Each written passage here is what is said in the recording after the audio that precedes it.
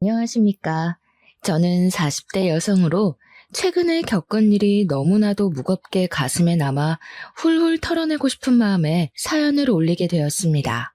혹시 이곳을 자주 찾으시는 분들 중에 저와 비슷한 일을 겪으신 분들이 있다면 저는 이런 방법으로 털어내게 되었다고 이야기를 하고 싶어서 말입니다. 공감이 가실지 모르겠지만 제가 살아온 아주 기가 막힌 이야기를 풀어보도록 하겠습니다. 모쪼록 제 이야기를 끝까지 들어주시고 저에게 따뜻한 말 한마디 공감 한번 해주신다면 더할 나위 없이 기쁠 것 같습니다. 청취자 여러분들께서는 어릴 때 부모님과 헤어져 지내보신 적이 있으실지 모르겠습니다. 저는 어릴 때 부모님 두 분 모두 돈을 벌어야 하는 상황이었는데 제가 너무 어린 나이였기에 저를 맡길 데가 없어서 아이가 없는 이모 집에 저를 맡겨두었습니다. 이모는 결혼한 지 얼마 되지 않아 아이가 없었는데 제 나이 3살 때 이모 집에서 지내게 되었으니 3살이면 한창 예쁠 나이 아니겠습니까? 이모는 저를 정말 사랑으로 키워주셨습니다. 이모는 정말 친자식처럼 저를 돌봐주셔서 저는 이모 집에서 생활하는데 불편함이 하나도 없이 지낼 수 있었습니다. 거기다가 부모님께서 월급을 받으면 이모에게 저를 키우는 값이라고 생활비를 보태주셨기 때문에 이모가 더욱 저에게 복덩이라며 잘해주셨었습니다.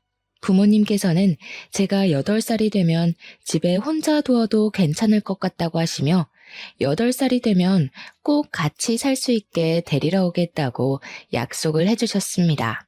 그게 제 나이 6살 때 한 약속이니까 저는 2년만 더 기다리면 부모님과 함께 살 수 있을 것이란 희망을 가지고 기다리게 되었습니다. 아무리 이모가 저에게 잘해주신다고 해도 친부모만큼은 아니지 않겠습니까? 이모는 서운해하시면서 부모 밑에서 자라는 게 좋지 하시며 저를 이해해 주셨습니다. 우리 이모는 제가 무서운 꿈을 꾸지 않도록 자기 전에 꼭 책을 읽어주시고 저를 끌어안고 사랑한다고 이야기를 해주셨습니다. 그러던 이모는 제 나이 7살 때 기적처럼 임신을 하게 되었습니다.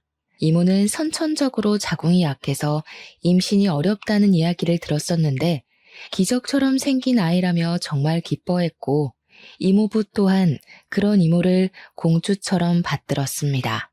저는 드디어 친척 동생이 생기게 되어서 참으로 기뻤습니다. 동생이 정말 가지고 싶었었는데 부모님께서는 동생을 낳을 형편이 되지 않아서 안 된다고 하셨었거든요. 친구들이 동생 자랑을 할 때마다 그렇게 배 아팠는데 저에게도 동생이 생긴다고 하니까 뛸 듯이 기뻤습니다. 제가 8살이 되기 직전 이모는 사촌 동생을 출산했고 저는 우는 것밖에 할 줄 모르는 아기를 보면서 정말 신기하고 작고 예뻐서 어쩔 줄 몰랐습니다.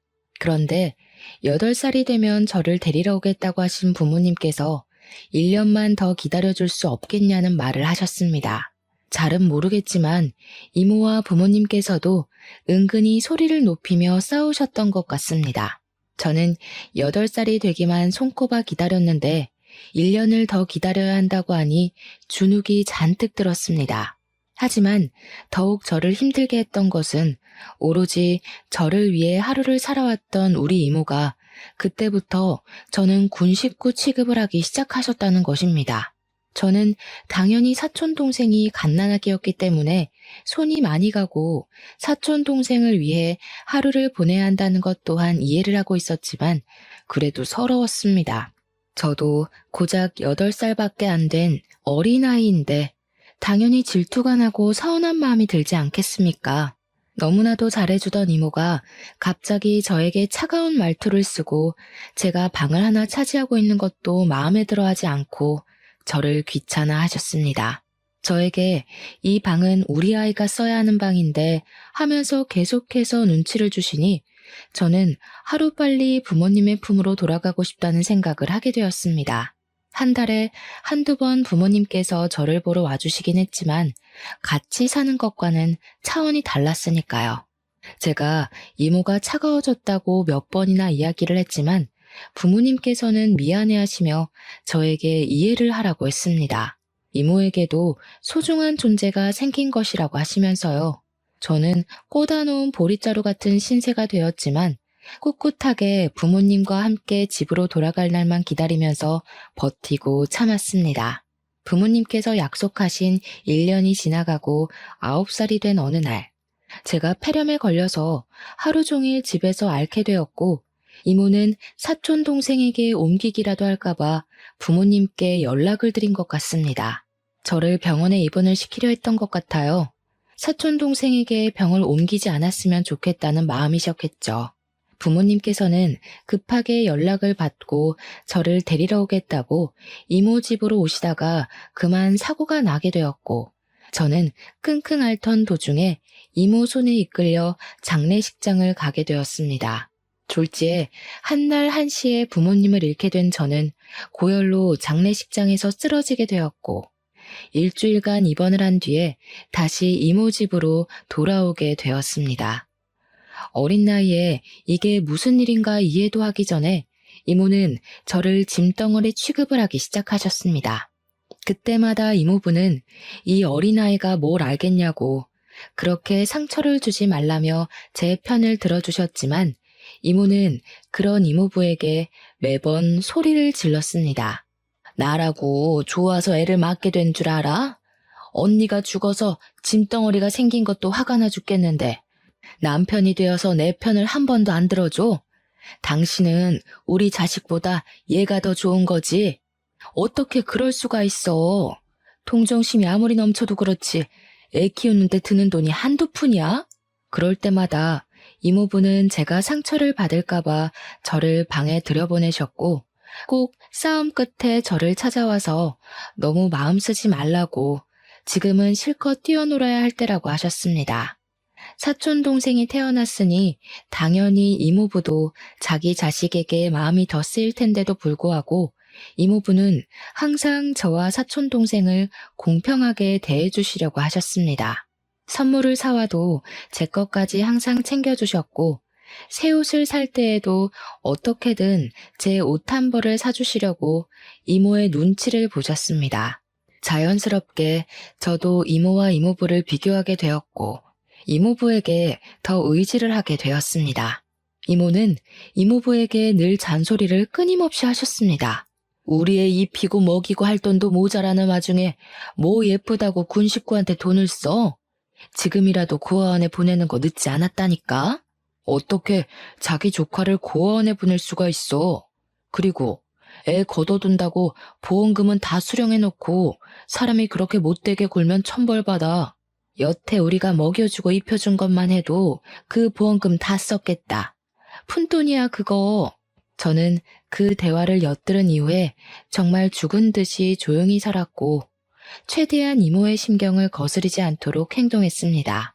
제가 아무리 안 입고 안 쓴다고 해도 저에게 들어가는 최소한의 비용이라는 게 있으니까 눈치를 많이 보게 되었죠. 밥 먹을 때도 사촌 동생과 저의 반찬 차별을 당연하게 생각하게 되었고, 소풍 갈 때도 도시락 한 번을 싸주지 않아서 늘 1,000원짜리 김밥을 포장해 갔습니다. 그 당시에는 급식비나 우유값도 전부 부모님 주머니에서 나왔는데 이모에게 그 돈 달라는 소리를 쉽게 꺼내본 적이 없었습니다. 제가 하도 급식비를 밀리다 보니 담임 선생님께서 한 번은 이모에게 직접 전화를 걸었고, 이모는 그게 또 자존심 상한다며 저를 혼내시곤 했습니다. 그렇게 군 식구로 살게 된 지도 꽤 흐르고, 제가 16살이 되었을 때 우연히 저는 길거리 캐스팅이라는 것을 받게 되었습니다. 저는 연예인이 될 수 있는 건가 잠시 부푼 꿈을 가지게 되었는데, 명함을 받은 주소로 찾아가니 저에게 장황한 설명을 늘어놓으면서 트레이닝비를 내라고 하더라고요. 그러니까 연예인이 되려면 기본적으로 춤, 노래, 연기를 할 줄 알아야 하는데 아무것도 할 줄 모르니 배워야 한다면서 돈을 내놓으라고 하는 겁니다. 그 비용이 엄청나게 비싸서 저는 하고 싶은 마음이 간절했지만 돈이 없어서 할 수 없을 것 같다고 정중하게 거절을 하고 나왔습니다. 제가 며칠을 우울해하면서 의기소침해하고 있자 이모부께서 무슨 일이 있는 거냐고 물어보셨고, 저는 솔직하게 제가 받은 제안에 대해 이야기를 했습니다. 제 이야기를 들으시고는 이모는 그런 거 다 사기라고 하시면서 주제 파악을 하라고, 누가 너한테 연예인 하라고 하겠냐고 하시더라고요. 하지만 이모부는 하고 싶으면 트레이닝비를 주겠다고 저에게 진짜 하고 싶은 게 맞냐고 물어보셨습니다. 이모는 우리 애가 지금 초등학생이 된 마당에 그렇게 큰 돈을 쓰면 어떻게 하냐고 난리가 나셨죠. 저도 염치가 없어서 이모부에게 그렇게까지 하고 싶은 일은 아니라고 했는데, 기획사라는 곳에서 계속해서 저에게 연락을 해왔습니다. 이런 신선한 마스크는 찾기 힘들다. 돈이 부담되면 보호자를 직접 만나서 설명하겠다. 연예인이 딱 어울리는 직업이다 하시면서요. 트레이닝비를 깎아주겠다고 300만 원만 내라고. 원래 6개월 트레이닝 비용이 700만 원인데 파격 할인해주는 거라며 저에게 하자고 하더라고요. 저는 아르바이트를 해서 그 돈을 마련해야겠다 하고 생각했는데, 이모부께서 미래를 위해 투자하는 거라며 300만 원을 주셨습니다. 너무나도 신이 나서 바로 그 회사에 돈을 주었고 트레이닝을 받게 되었는데, 한 달 만에 사기를 당했다는 것을 알게 되었습니다. 그곳은 연예 기획사가 아닌 일종의 학원 같은 곳이었고, 순진한 학생들을 꼬셔서 연예인을 시켜준다고 한 뒤 그냥 대충 연기 수업만 받게 하는 그런 곳이었던 거죠. 당연히 저는 이모에게 눈물 콧물 쏙 빠질 만큼 혼이 났고, 이모부는 저를 토닥이면서 그런 게 전부 경험이 되는 거라고 위로를 해주셨습니다. 하지만 저는 그날 이후로 이모에게 대역죄인이 되었고, 눈치를 보면서 사는 게 너무 힘들어서 집을 나가야겠다는 결심을 하게 되었습니다. 제가 17살이 되고 고등학교에 입학을 할 나이가 되자 저는 기숙사가 딸린 특성화 고등학교에 지원을 했고 합격을 하게 되었습니다. 말이 좋아 특성화 고등학교지, 고등학교 졸업 후에 취직을 할 수 있는 상고 같은 곳이었습니다. 저는 집을 나오고 싶다는 마음이 너무나도 간절했고 대학을 갈 마음 또한 없었기에 졸업 후 바로 취업을 할 수 있는 그 학교가 제 동아줄처럼 느껴졌습니다. 이모부는 저에게 아직 나이가 어리기 때문에 기숙사에 들어가는 게 위험해 보인다고 반대를 하셨지만, 이모의 눈치를 보는 것보단 훨씬 좋을 것 같다고 생각했습니다. 거기다가 이모가 드디어 저를 치울 수 있다고 생각을 한 건지 결정을 참 잘했다며 고등학교 등록금은 내주시겠다고 선심을 쓰셨거든요. 저는 결국 이모부의 반대에도 짐을 싸서 대전에 있는 기숙사 고등학교로 내려오게 되었습니다. 그리고 일부러 이모와 연락을 하지 않으려고 학교 생활에 엄청나게 집중하면서 지냈습니다. 이모부는 제가 걱정이 되었는지 간간히 연락이 오긴 했지만, 기숙학교에는 저처럼 낙동강 오리알이 된 친구들이 많아서 그런지 친구들과 노는 재미에 이모부 연락을 자주 받지 않았습니다. 그렇게 3년이라는 시간을 대전에서 보내게 되면서 이모의 가족과는 서서히 연락이 끊기게 되었고, 저는 학교에서 좋은 성적을 유지한 결과 졸업 후에 바로 취업을 할 수 있게 되었습니다. 대학을 가지 않고 바로 일을 시작한 덕분인지 시간이 흐르고 흘러서 제가 27살이 되었을 때 저는 꽤 경력이 있는 사무실 직원이 되어 있었습니다. 하지만 8년차 직장인이라고 치기에 제 월급이 터무니없이 적게만 느껴졌습니다. 그 당시에 제가 받았던 월급이 220만 원 정도밖에 되지 않았는데, 경력에 비해 너무 적다는 생각이 들어 저는 고민 끝에 이직을 결심하게 되었습니다. 제가 격리 업무를 보고 있었는데 한 곳에서 8년이라는 직장 생활을 했다는 것이 꽤 이득으로 작용이 되어 새 직장을 잘 골라서 갈 수 있었습니다. 세무사 사무실로 이직을 하게 되면서 세무 보조를 하는 일을 도맡아 하게 되었습니다. 그래도 숫자와는 꽤 친하게 지냈었기에 한두 달 지나니 일에 완벽하게 적응이 되더라고요. 그러던 도중 직장에서 제가 서류 정리를 하고 필요한 자료들을 스크랩하는 과정에서 가위에 손을 크게 다치게 되었습니다. 날이 날카롭다고 조심을 해야 한다고 이야기를 들었음에도 불구하고 정신이 없다 보니까 그냥 막 다뤘던 거죠. 제 부주의로 일어난 큰 사고였습니다. 살면서 그렇게 크게 다쳐본 적이 없었기에 저는 너무나도 당황했고 빨리 응급실에 가라는 소리에 맨몸으로 뛰어서 사무실 근처에 있는 큰 병원으로 가게 되었습니다. 다행히 뛰어서 갈 수 있을 만큼 가까운 거리였고 낮 시간대라 그런지 응급실에 환자도 별로 없어서 저는 바로 찢어진 부분을 봉합하는 수술을 받을 수 있었습니다. 그런데 제가 너무 놀라서 정신이 없는 상태로 응급실을 달려갔다 보니까 지갑을 까먹고 들고 오지 않은 것이었습니다. 상처를 꿰매고 항생제 링거를 한 통 다 맞고 가라고 하셔서 서너 시간 정도는 응급실에서 보냈는데 시간을 보니 직원들이 다들 퇴근을 했을 시간이더라고요. 지갑을 가지고 와달라고 부탁을 할 사람도 없고 응급실에 사정을 이야기하고 내일 갚겠다고 해도 되나 고민을 하고 있었습니다. 그런데 우리 회사 세무사님 중 한 분이 미진 씨 하면서 제 이름을 부르면서 병원비를 대신 결제해 주시는 게 아니겠습니까? 여긴 어떻게 오셨어요? 계산은 제가 해도 되는데 제가 지갑을 사무실에 두고 와서 제가 내일 꼭 갚을게요. 아닙니다, 미진 씨. 제가 병원비 결제해드리려고 기다리고 있었어요. 이 정도는 제가 하게 해주세요. 저는 상당히 그런 친절이 부담스럽게 느껴졌습니다. 왜냐하면 그분은 저보다 9살이나 많으신 분이었고 평소에도 힐끔힐끔 저를 훔쳐보고 있었던 사람이었거든요. 제가 의도적으로 대화를 피하고 지내던 사람이었는데 불쑥 응급실에 나타나서 병원비를 결제하실 거라고는 생각도 못하고 있었습니다. 입씨름을 하고 싶진 않았지만 여지를 주면 안 되겠다는 생각에 과장님께 제가 꼭 갚겠다고 내일 바로 보내드릴 테니 계좌번호를 달라고 했습니다. 그러니 땀을 막 닦으시면서 그러지 말고 자기한테 밥 한 끼 사는 게 어떠냐고 하시는 겁니다. 데이트를 신청하는 것 같은 기분이라 팔뚝에 살짝 소름이 돋더라고요. 그래서 싫다고 거절을 하고 돈으로 드리겠다고 다시 한번 이야기를 했습니다. 무슨 창과 방패도 아니고 제가 계속 돈으로 드리겠다 하면 과장님은 저에게 밥으로 사주면 좋겠는데 하시더라고요.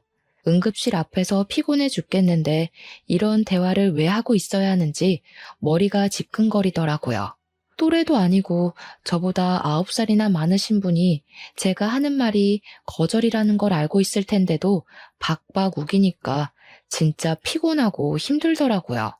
저는 계좌번호 보내달라고 말을 하고 응급실 앞에 서 있는 택시에 올라타서 그냥 출발해버렸습니다.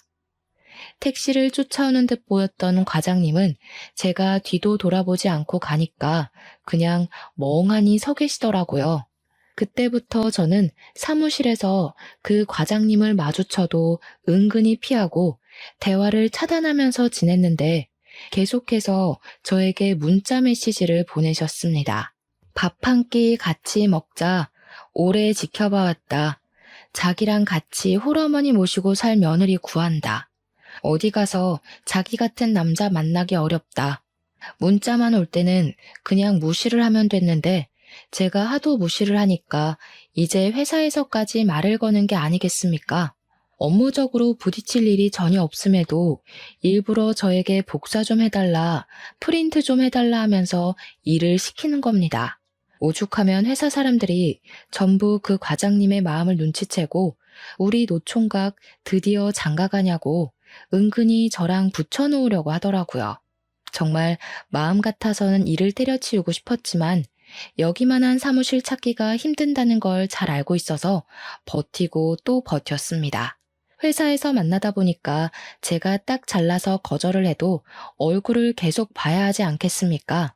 욕도 못하고 부담스럽다고 애둘러서 거절을 했습니다. 그러니까 저에게 한번 만나보자고 만나다 보면 부담스럽지 않을 수도 있지 않냐고 하면서 자기가 체력 하나는 좋아서 밤에도 잘한다고 허튼 소리를 하더라고요. 순간 제가 무슨 이야기를 들은 건가 싶어서 경악을 금치 못했습니다. 저는 바로 대표님을 찾아가서 그 과장님 때문에 일을 못하겠다고 저한테 밤일을 잘한다는 미친 소리까지 했다면서 어떻게 좀 해달라고 부탁을 드렸습니다. 그러니 대표님께서 노총각이 외로우면 그럴 수도 있지 하고 별다른 제스처를 취해주지 않았습니다.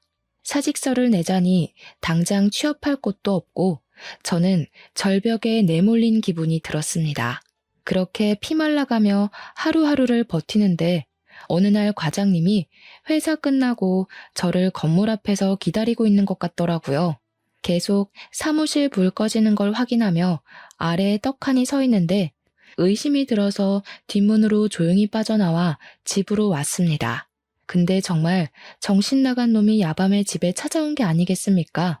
우리 집은 어떻게 알아낸 건지 띵동띵동 벨을 누르는데 무슨 스토커 같더라고요. 문 좀 열어봐요. 미진 씨, 우리 이야기 좀 해요. 나를 여기까지 찾아오게 만들다니. 미진 씨도 여지 준 거 맞잖아요. 집에 잠깐만 들어갈게요. 이야기만 해요, 우리. 제가 정신 나간 것도 아니고 문을 열어주겠습니까? 바로 경찰에 신고를 했더니 세상이 흉흉해서 그런 건지 10분 만에 도착을 했더군요. 경찰이 과장님한테 이러지 마시고 집에 가시라고 하니까 뻔뻔하게도 이 집에 있는 게 자기 여자친구다. 싸워서 화 풀어주러 온 거다 하면서 거짓말을 하더라고요. 문 뒤에 숨어서 듣고 있다가 너무 어이가 없어서 걸쇠를 걸고 문을 연 다음 그 틈으로 스토커라고 애인 사이 아니라고 경찰에게 울면서 호소를 했습니다. 경찰도 난감한지 경찰서로 와서 조서를 좀 써줄 수 있냐고 하길래 저 스토커랑 분리만 시켜주면 언제든지 가겠다고 했죠. 결국 과장님은 경찰에게 끌려나갔고 저는 다음날 회사에 연차를 내고 경찰서에 가서 조서를 쓰고 왔는데 출근을 하니 소문이 다 났더라고요. 대표님까지 저한테 혀를 차면서 뭘 이런 걸로 예민하게 신고를 하고 그러냐고 오죽 좋으면 저러겠냐고 하는 게 아니겠습니까? 너무 화가 나서 앞뒤 생각도 하지 않고 일 그만두겠다고 하고 직장 내 괴롭힘으로 신고를 했는데 대표가 저 모양 저 꼴인데 뭐 진전이나 있었겠습니까? 저는 결국 고용노동부에 신고를 넣었습니다. 저는 사직서를 냈으니 한순간에 백수가 됐고 직장을 구하기 위해 이리저리 원서도 넣고 발로 뛰기 시작했습니다. 28살이니까 저 하나 취직할 곳은 있겠지 생각을 하다가 이왕이면 저도 스펙이라는 걸 좀 쌓으면 좋겠다 싶어서 자격증을 따기로 마음을 먹었습니다.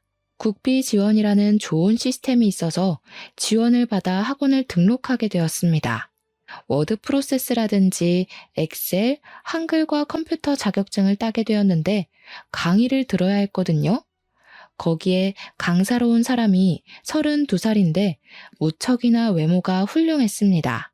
성격도 괜찮은 편인 건지 수강생들이랑도 잘 지내는 것 같고 수업이 끝나면 같이 맥주 한잔하러 나가기도 하고 하더라고요.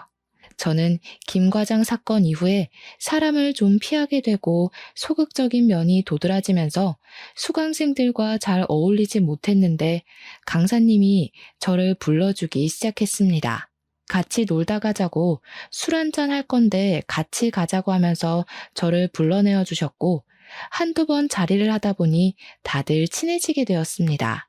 아무래도 기초만 잘 배우면 쉽게 딸 수 있는 자격증이라 그런지 자격증을 따고 취업 자리를 알아보고 있으니 강사님이 저에게 좋은 회사가 있다면서 추천을 해주시더라고요. 알고 보니 강사님의 지인분이 운영하는 회사인데 월급도 평균 급여 정도는 받을 수 있을 거라고 일도 쉽다고 한번 가보라고 하더라고요. 가구회사였는데 장부를 다루는 사무일을 보면 된다고 설명을 해주셨어요.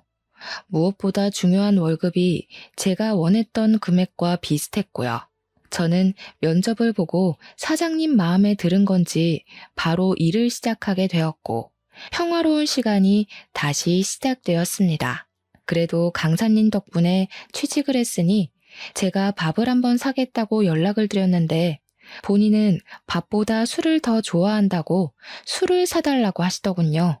직장인의 스트레스 푸는 방법은 퇴근 후에 맥주 한 잔 아니겠습니까? 저는 강사님과 약속을 하고 술을 한 잔 하게 되었습니다. 한창 회사 이야기에 자격증 이야기를 나누다가 뜬금없이 저에게 남자친구가 있냐고 물어보시더라고요.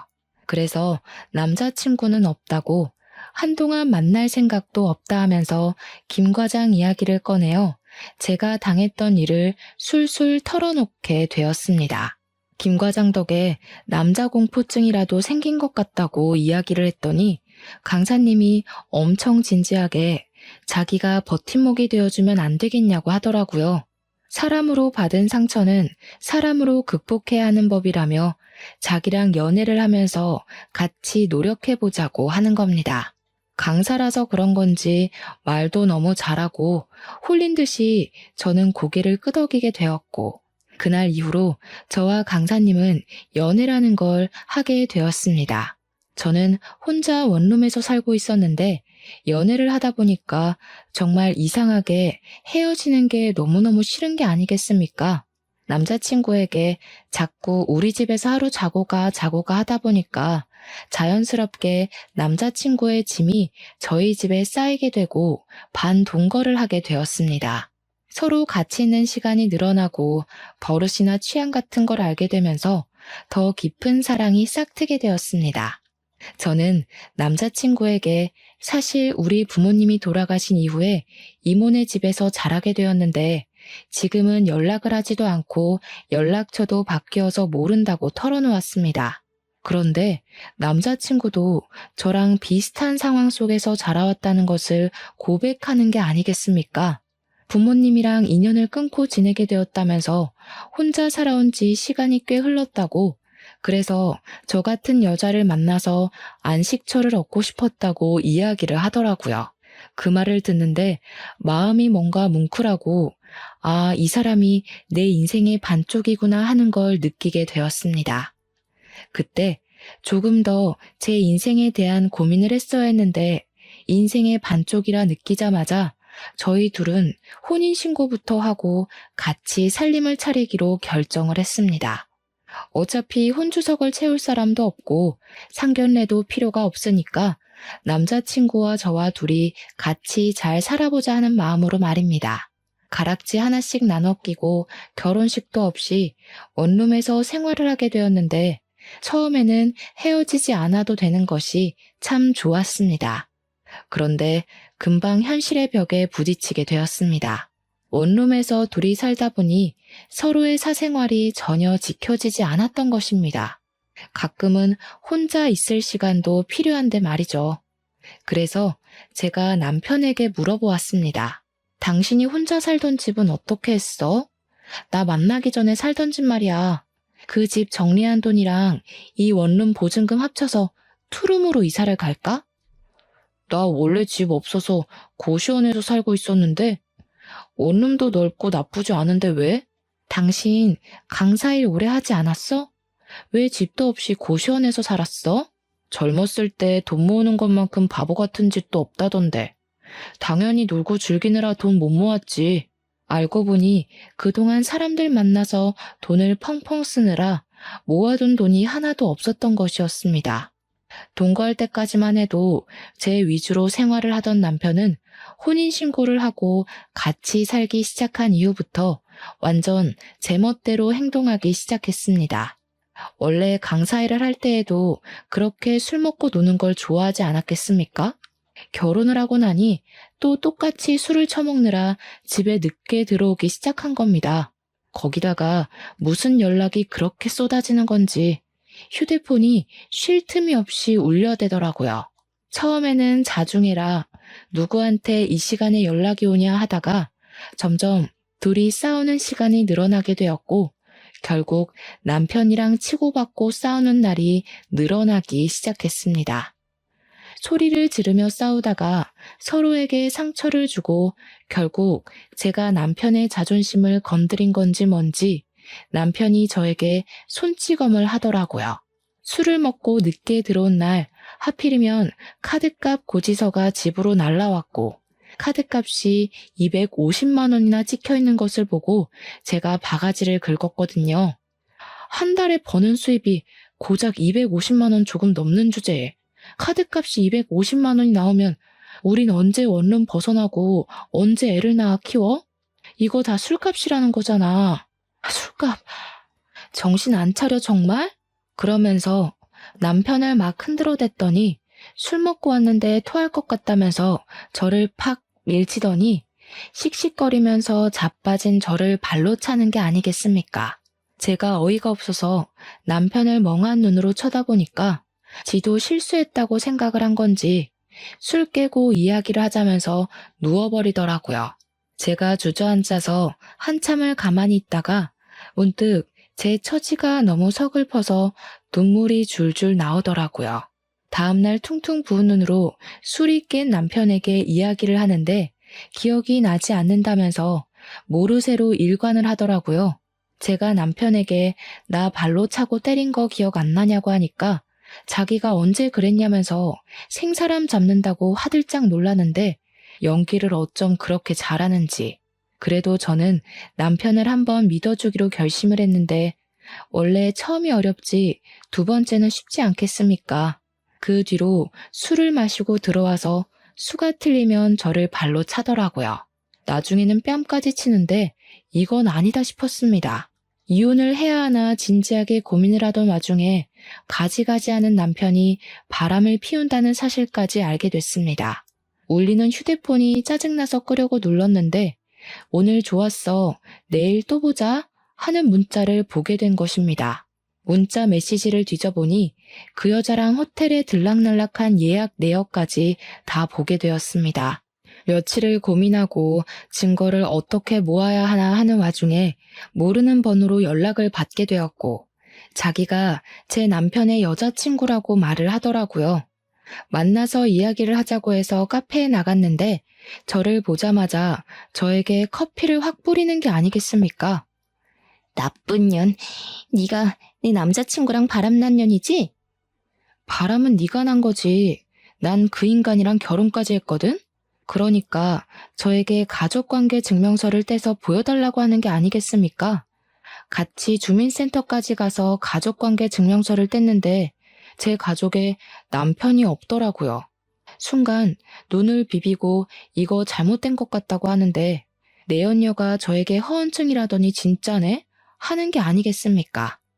자기 남자친구에게 그만 들러붙고 꺼지라고 스토커로 신고하겠다고 하는데 저는 아무것도 믿을 수가 없어서 어지러웠습니다. 그날 혼란스러움을 가득 안고 집에서 남편을 기다렸다가 퇴근하고 온 남편에게 이야기를 하자고 하니 술을 또 먹고 들어왔더군요. 저에게 손을 올리면서 뭐? 하고 소리를 치는데 가족관계 증명서를 내밀었습니다. 남편이 쓱 보더니 갑자기 욕설을 내뱉더라고요. 왜 내 가족관계 증명서에 남편이 없어? 오늘 당신 여자친구라는 사람이 나를 찾아와서 스토커니 허언증이라니 떠들더라. 내가 당신이랑 헤어진 지 오래된 사이인데 정신병이 있어서 당신이랑 결혼했다고 착각하는 중이라고. 제정신 맞아? 내 집에 얹혀 살면서 내 돈으로 생활하는 주제에 뭐가 어쩌고 어째? 야, 말은 바로 해야지. 네가 나한테 용돈을 줬어, 카드를 줬어. 뭘 네 돈으로 생활을 해? 당신이 나한테 생활비를 한 푼도 안 주는데 그럼 수도세, 전기세, 밥, 반찬값 다 누구 돈에서 나오는 건데? 당장 짐 싸서 나가. 그러니 남편이 더럽고 치사해서 나간다면서 자기 집 몇 개 있는 걸 챙겨서 나가더라고요. 저는 당연히 고시원으로 다시 돌아가나 보다 하고 생각했죠. 며칠이 지나도 연락 한 통 없고 집에도 들어오지 않길래 솔직히 치가 떨리는 인간이긴 했지만 저도 사랑했던 사람이고 정도 있으니까 걱정이 되더라고요. 저도 엄청 바보 같고 미련 덩어리라는 걸 알지만 학원 앞으로 남편을 보러 찾아가게 되었습니다. 수업 시간이 끝나고 학원 건물에서 나온 남편을 부르려고 하는데 옆에 그 여자친구라는 여자랑 팔짱을 끼고 나오더라고요. 그러면서 둘이 오늘 집에 가서 뭐 해 먹자 하는데 같이 살고 있는 듯 했습니다. 그러니까 그게 남편의 수법이었던 거죠. 혼자 사는 여자를 꼬셔서 사귀고 그 여자네 집에서 함께 기생하며 지내는 것 말입니다. 저는 모든 걸 깨닫고 완벽하게 망연자실하게 되었고 엎친 데 덮친 격으로 회사에서도 잘리게 되었습니다. 그 회사가 전 남편의 지인 회사였기 때문에 제 얼굴을 보면서 일을 하는 게 불편하다고 일방적으로 통보를 한 것입니다. 그렇게 며칠을 바보처럼 울면서 지내다가 저는 새롭게 결심을 하게 되었습니다. 이대로는 안 되겠으니 정년까지 보장이 되는 직업을 가져야겠다고 생각을 했고, 저는 나이 32에 요양보호사 자격증을 취득하게 되었습니다. 2달이라는 시간 동안 교육을 성실하게 이수를 했고, 국가고시 준비를 코피를 쏟으며 한 결과 4개월 만에 아주 빠르게 자격증을 따게 되었습니다. 정식으로 일을 하기 시작하면서 나라에서 지원을 받는 힘든 사람들을 위해 봉사하는 마음으로 일을 돕기 시작했습니다. 치매의 노인들이라거나 병상에 누워 움직이지 못하는 노인들을 위해서 일을 했는데 사실 여간 힘든 일이 아니었습니다. 집으로 돌아오면 하루 종일 너무나도 피곤하게 일을 했던지라 녹초가 되어 바로 잠이 들곤 했거든요. 하지만 나이가 어리다 보니까 다른 분들에 비해서 조금 더 많이, 조금 더 자주 일을 할 수 있었고 고된 만큼 보람도 느껴져서 잘 버틸 수 있었습니다. 그렇게 병원이고 요양원이고 밤이고 낮이고 가리지 않고 열심히 일을 한 덕분에 보조금도 많이 지원을 받고 생각했던 것보다 훨씬 더 넉넉하게 생활을 할 수 있게 되었습니다. 일부 보호자분들께서 고생한다고 일당을 더 챙겨주시기도 했고 복지 일이다 보니 정부에서 나오는 보조금도 꽤 많았고요. 전 남편이었던 사람의 생각이 전혀 나지 않아서 나름 버틸만하다 생각했는데 제가 이사를 가지 않은 탓에 간간히 전 남편과 부딪히는 불상사가 발생하더라고요. 저는 그 인간이 잘 먹고 잘 사는 꼴이 보고 싶지 않아서 큰 마음을 먹고 원룸 전세 기간이 끝나자마자 지방으로 내려가기로 결심을 했습니다. 틈틈이 면접을 본 결과 지방에 있는 치매 요양원에서 입주 요양사로 일을 하게 됐습니다. 치매 노인들이 각양각색이다 보니까 꽤 힘들긴 했죠. 때리는 할머니도 있었고 욕을 하는 할아버지도 있었거든요. 하지만 뒤돌면 까먹으시는 분들이니 저도 마음을 비우며 일을 했습니다. 그러다가 저처럼 열심히 봉사를 하는 남자분과 눈이 맞아서 연애도 하게 되었고요. 3년이라는 시간을 같이 일하면서 보다 보니 꽤 괜찮은 사람이라는 걸 알게 됐습니다.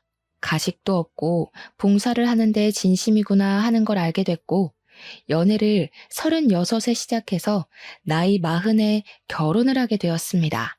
시댁에서는 가족도 하나 없고 모양도 빠지는 저를 예상보다 훨씬 더 예쁘게 생각해 주셔서 우리 며느리 하며 잘 해주셨습니다.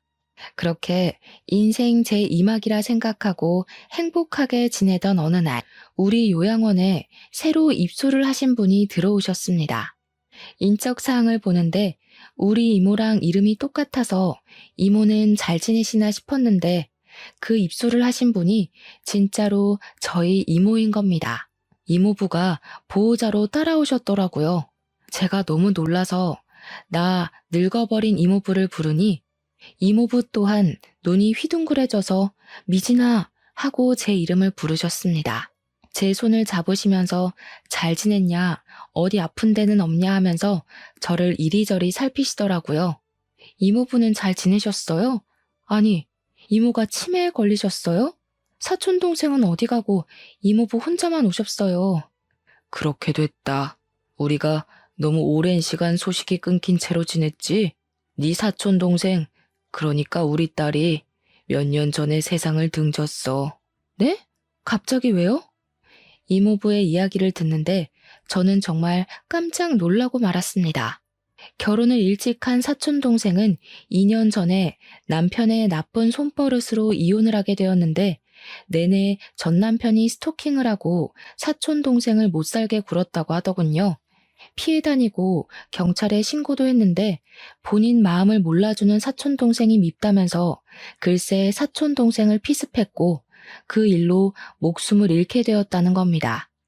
그 현장을 이모가 직접 목격을 하게 되었고 그 충격으로 인해서 정신을 잃었는데 그 이후에 계속 깜빡깜빡하더니 이 나이에 치매를 앓게 되었다고 하셨습니다. 저는 너무 충격적이었죠. 이모에게 저 알아보시겠냐고 물어보니까 이모가 갑자기 눈을 동그랗게 뜨더니 엉엉 우시는 겁니다. 희진이, 우리 희진이. 저를 사촌동생으로 착각하셨는지 저를 끌어안고 엉엉 우시더라고요. 그 뒤로 제가 보이지 않으면 울면서 저를 찾았고 제가 옆에 있어야지만 이모가 밥을 먹고 활동도 하고 그러시더라고요.